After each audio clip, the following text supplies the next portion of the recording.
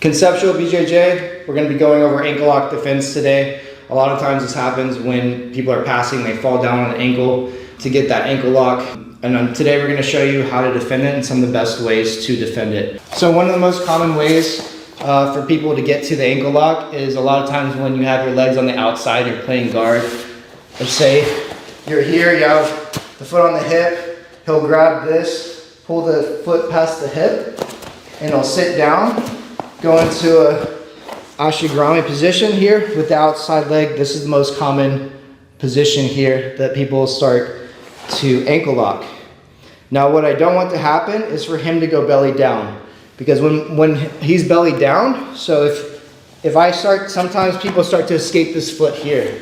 So if you scoot back here, so if I start to escape this foot here, a lot of people will drive this knee to the mat and go belly down to finish. And this is a tighter position to finish because my knee is blocked by the mat, which makes it a much tighter ankle lock. When I'm here and my knee's against the mat, it has nowhere for it to go, and so he can apply a lot more pressure belly down. So a key detail that I want to use to stop this is I'm not just going to use this to escape and let him drive his knee to the mat. So first, for ankle locks, I want to drive my foot deeper, actually. People try to pull their ankle out, but this makes a tighter grip.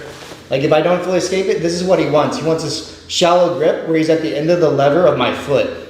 So instead, I'm actually gonna straighten my leg and curl my toes back so that it's like this. So if you let go for a second.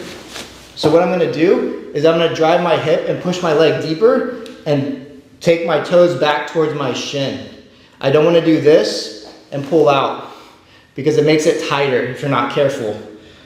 So when he gets that grip, I'm immediately curling in deeper like this.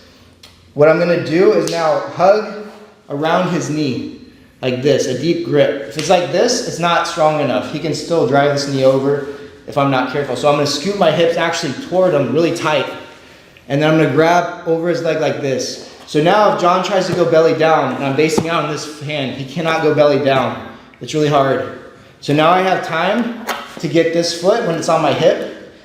I go inside the toes and I plant this on the mat. Now I can scoot my hip over his knee while still blocking it. If he still has the grip, I can come up like this and start working to like a mount position almost if he's like still controlling my leg. Worst case scenario, I don't get the mount position, but I'm still able to escape the position.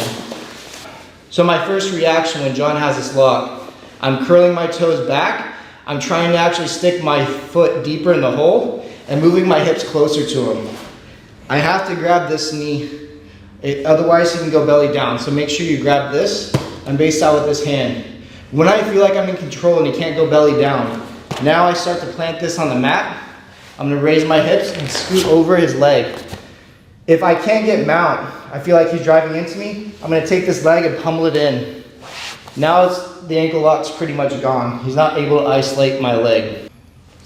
Once John has this position and it's locked, I need to use these defenses. But what I ideally want to do is as John goes back for the ankle lock, I want to plant my foot on the floor. So when he's passing and he grabs my ankle, as he sits back, I'm going to use his momentum to sit back here. And I'm going to plant my foot on the floor.